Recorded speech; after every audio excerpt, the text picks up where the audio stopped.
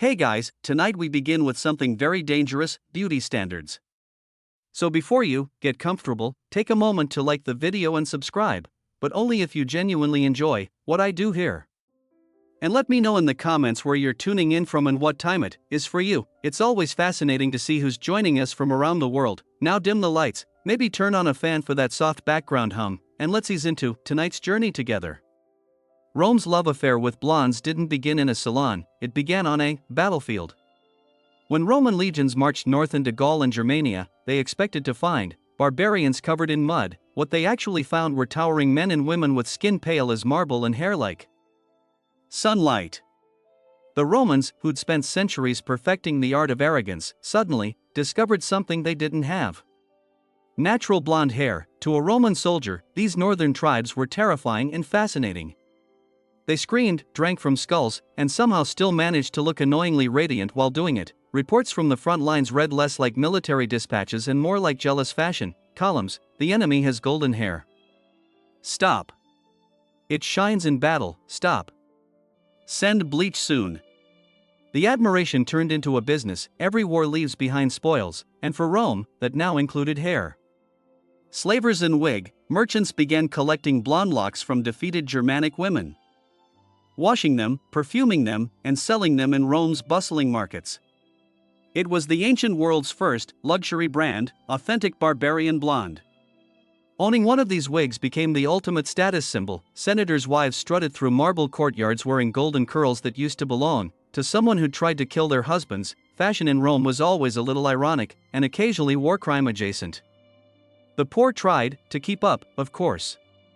Those who couldn't afford imported hair resorted to homemade bleach. Poppaea didn't just go platinum, she weaponized it, and like everything Rome ever loved too much, it ended beautifully and catastrophically. Rome had a special talent.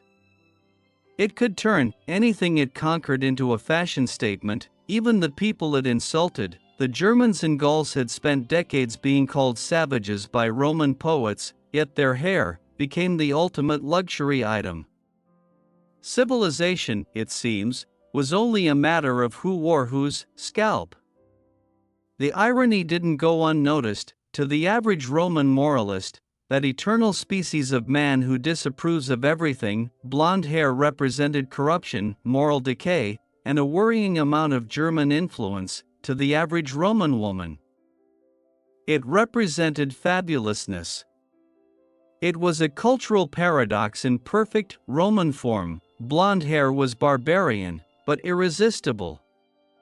The very color that once meant uncivilized now meant wealthy, seductive, possibly dangerous.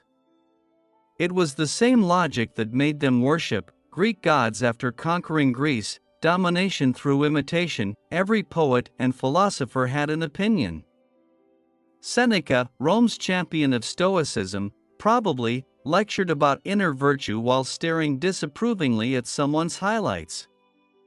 Juvenal complained that foreign fashions corrupt Roman virtue, but if you read between the lines, you can tell he noticed a lot of blondes in his neighborhood. Even Propertius, the romantic pessimist, warned that blonde women were deceptive sirens, which sounds suspiciously like he'd been dumped by one. Meanwhile, the Roman elite turned barbarian into couture.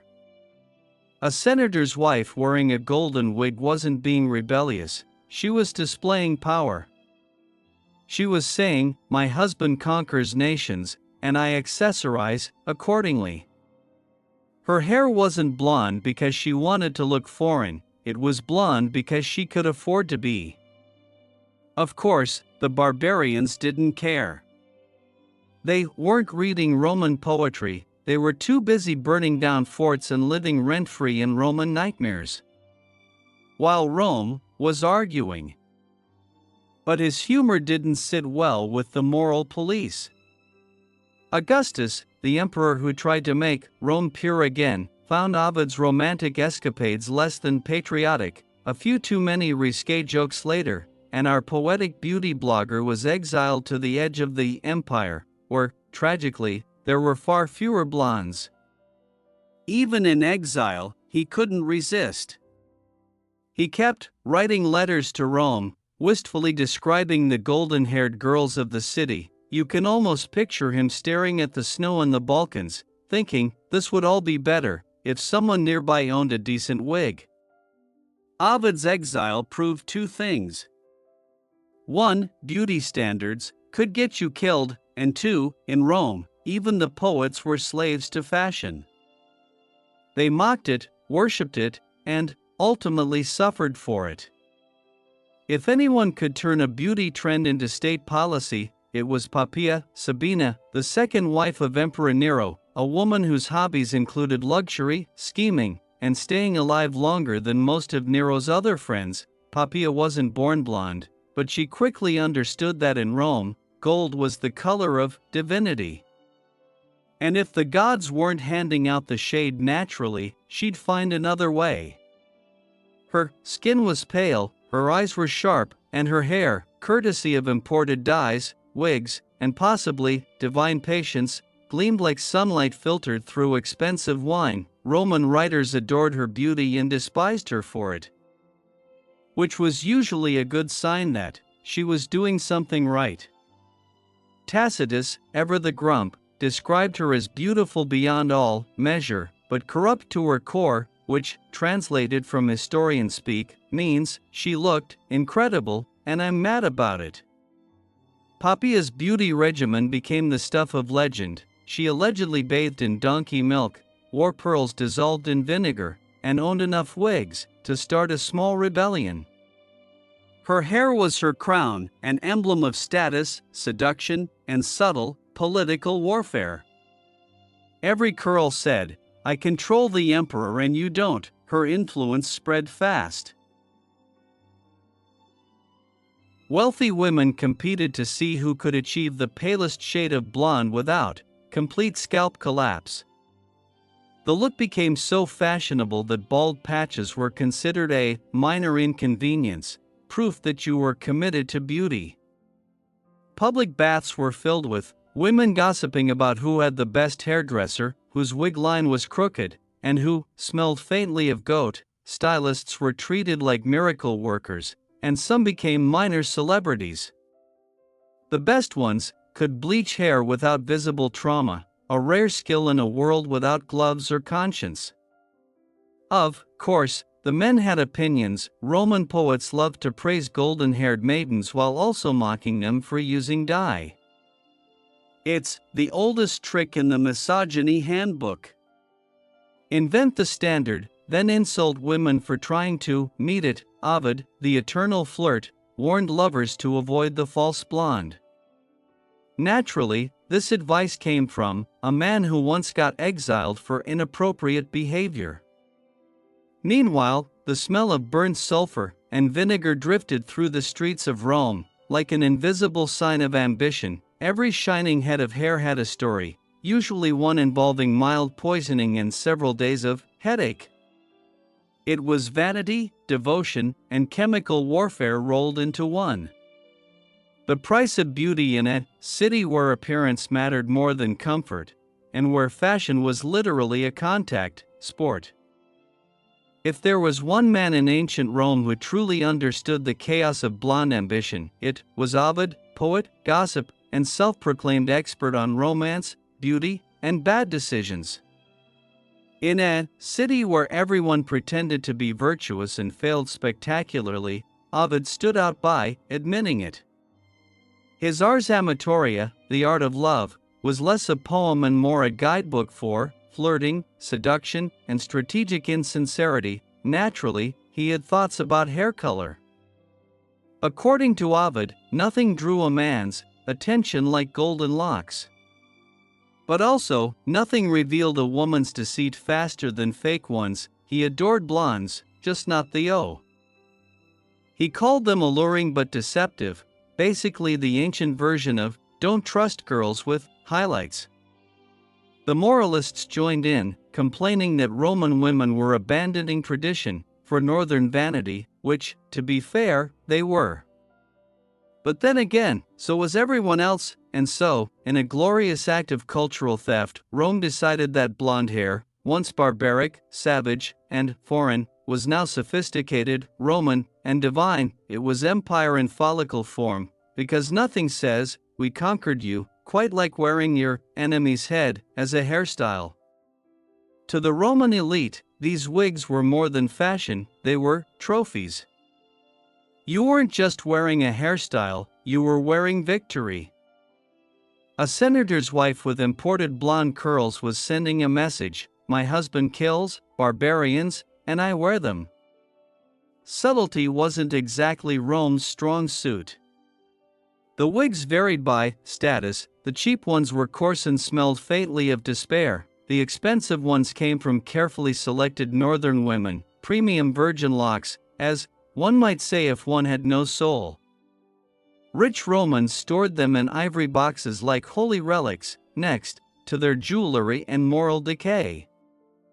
There were also men who tried it. A few senators wore blonde wigs to hide balding heads, because nothing says, "I rule the known world," like pretending to be a 20-year-old from Gaul. Others dyed their gray hair with the same mixtures women used, usually ending up orange and mildly flammable. Poets, predictably, had a field day. Juvenal sneered that half the women in Rome had German heads but Roman hearts. It was meant as an insult. They took it as a compliment. The irony, of course, was that while Roman women were busy copying their northern captives, those same barbarians thought the Romans looked ridiculous.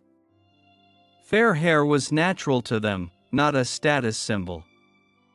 Meanwhile, in Rome, it had become the ultimate display of wealth and theft. Fashion as conquest, beauty as propaganda. Only in Rome could a scalp double as a social.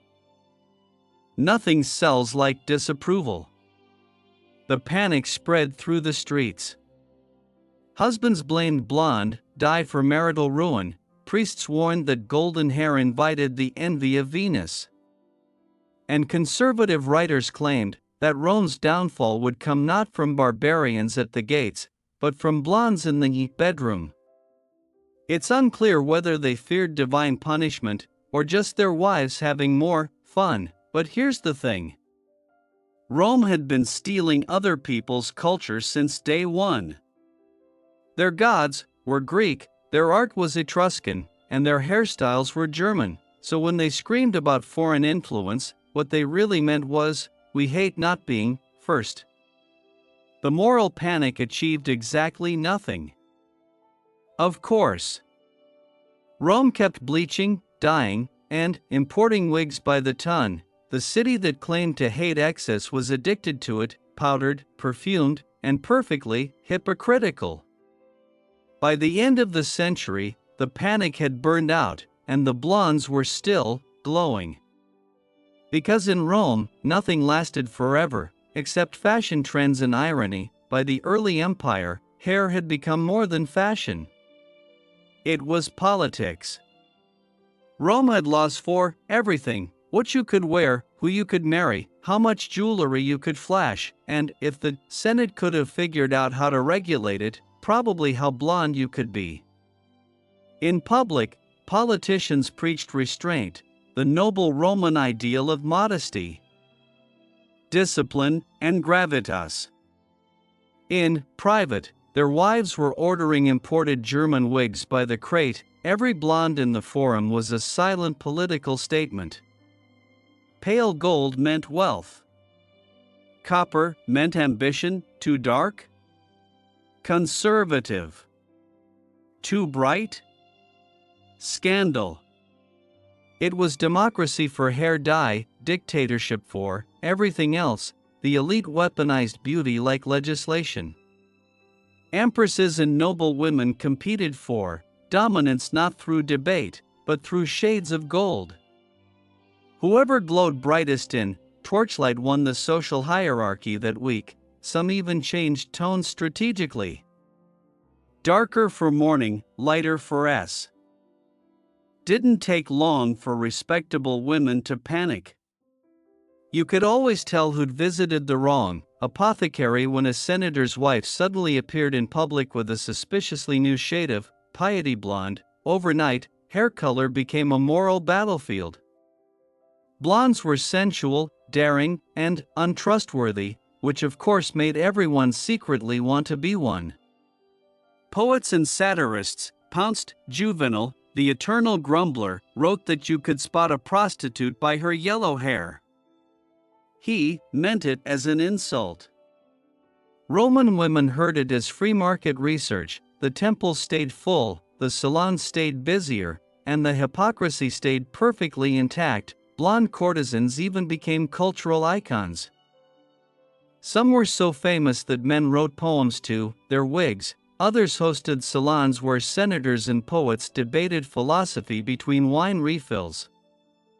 A few even managed to amass fortunes that outlasted the men who paid them. They weren't just survivors, they were entrepreneurs in an age when morality came with a price tag. And yet, society still condemned them while copying their style.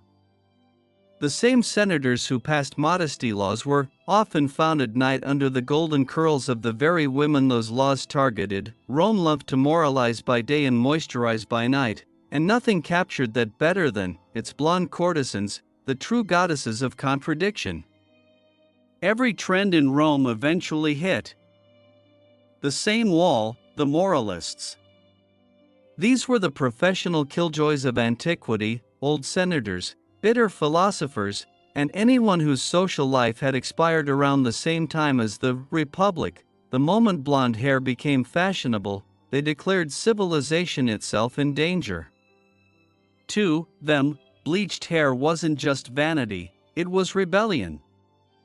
Rome, they claimed, was being corrupted by foreign ways, which was a bold statement from men wearing Greek sandals, quoting Greek philosophers, and drinking Egyptian wine while shouting about purity. Poet Juvenal, eternal patron saint of the grumpy, accused blonde W.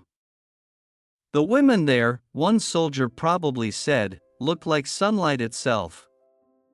And suddenly, every Roman barber was getting suspicious requests that began with, hypothetically, how would one lighten this? Of course, the wealthy led the way. Ambitious men began lightening their hair, using the same sulfur and goat fat concoctions as their wives. The results were mixed. Some emerged golden and triumphant. Others looked like overcooked bread. The smell of vinegar and ego filled the air. Even aging statesmen got in on it. Baldness was the great Roman fear, a visible symbol of mortality and lost virility. Julius Caesar famously combed what little hair he had forward, trying to pretend he wasn't losing it. If peroxide had existed, he'd have dunked his head in it before every Senate session. Barbers became as politically important as philosophers. They listened to senators rant about honor while applying imported German hair dust, basically ancient bleach. It didn't just lighten hair, it ate through pride. The moralists, predictably, had a meltdown. Men are becoming women, they cried, as if that hadn't been happening since the invention of wine. But vanity, like empire, is contagious. Soon even gladiators were bleaching their curls to attract admirers in the stands. Nothing says masculine fury like shimmering golden highlights under the torchlight.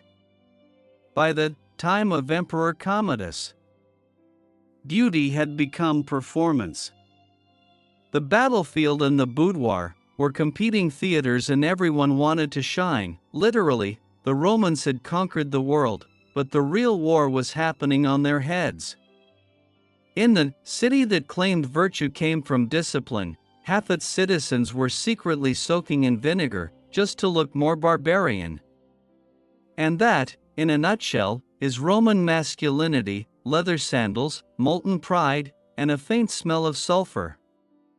Every empire eventually figures out how to turn sin into spectacle.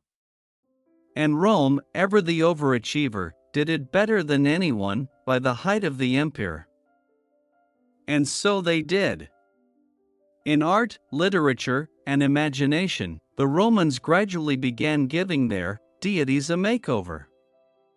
Venus, goddess of love, who in Greek mythology was dark-haired and olive-skinned, slowly evolved into a radiant blonde. Statues and frescoes showed her with sunlit curls, divine, glowing, and conveniently in line with whatever was trending in the forum that week. The logic was simple. If blondes were beautiful, then the goddess of beauty must have blonde hair. Divine endorsement achieved. No council, no vote, just cultural gaslighting on a cosmic level. Soon other figures followed suit. Nymphs, muses, and mythical maidens all started appearing in golden tones. Even Apollo, the golden god of light, was used as justification. See? The gods prefer gold. It was theology by marketing. Rome's pantheon turned into a celestial fashion magazine. Of course, not everyone was convinced. Some old-school moralists argued that dark hair represented virtue, discipline, modesty, proper Roman values. Blondes, on the other hand, represented temptation, luxury, and afternoons spent doing absolutely nothing productive. In other words, heaven, still, the message stuck. Golden hair was divine hair. Temples even sold charms and oils, claiming to brighten the spirit and the strands. Imagine trying to pray while the woman next to you is asking if your shade is natural. The trend reached such absurdity that some women claimed to be born blonde, a biological impossibility in Rome's climate, but truth was flexible when fashion was involved. Men wrote odes to their lovers' sun-touched curls, while very carefully not mentioning that most of those curls were detachable. The gods didn't care. Rome was loud, decadent, and faithful only to appearances. If Venus had to change her hair color to keep the city happy, so be it. After all, divinity in Rome worked like politics. Whoever looked the part got the worship. In the end, it wasn't the gods who blessed blondes, it was blondes who rebrand. To the moralists, it was the death of tradition, a symbol of foreign corruption. To the aristocrats, it was elegance itself, proof that even barbarian beauty could be conquered and domesticated. To the average citizen, it was just another thing rich people ruined. Hair color became shorthand for class, virtue, and vice. Dark meant dutiful, blonde meant dangerous. But danger, as Rome knew too well, was addictive. By the 1st century, you could walk through the city and read its entire social structure just by looking at people's heads. Every curl, wig, and powdered strand told a story of ambition, lust, or pure survival. In the empire that ruled the world, the real battlefield wasn't fought with swords. It was fought in front of the mirror. If Rome had a national symbol, it wouldn't be the eagle, it would be a blonde wig. By the height of the empire, hair had become an export, an industry, and occasionally a war crime. The trade in wigs was so massive that entire supply chains existed just to keep Roman vanity satisfied. Blonde hair came mostly from Germania, where donations were rarely voluntary. Captives were shorn like sheep, their hair sold to merchants who washed it, perfumed it, and shipped it to Roman bundles. It was the first recorded instance of imperial capitalism powered by other people's follicles. A really fine wig could cost more than a small farm, which, incidentally, was often how it was paid for. Aristocrats flaunted their authenticity with hair that once screamed in another language. Owning one wasn't about beauty, it was about ownership.